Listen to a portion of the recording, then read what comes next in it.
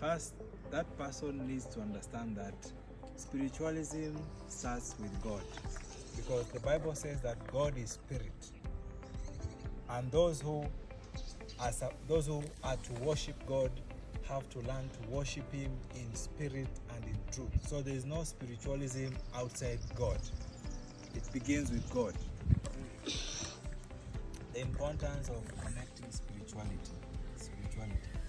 This is very, very important, especially for a Christian, because the Bible tells us to walk in the Spirit. So, and the only way you can walk with God is through the Spirit, because God is Spirit.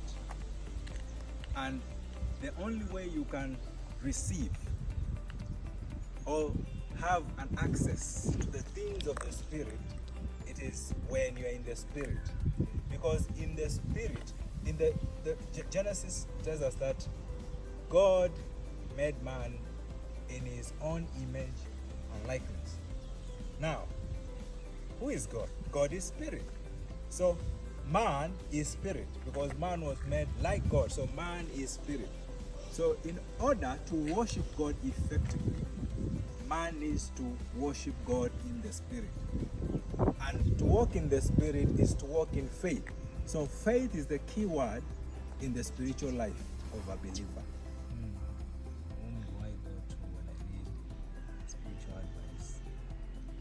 Me, personally, I have a mentor. I have a spiritual master. These are people who have gone ahead of me. People who are mature in their Christian faith. People who are strong. Men of God. So I will encourage every believer to adopt this type.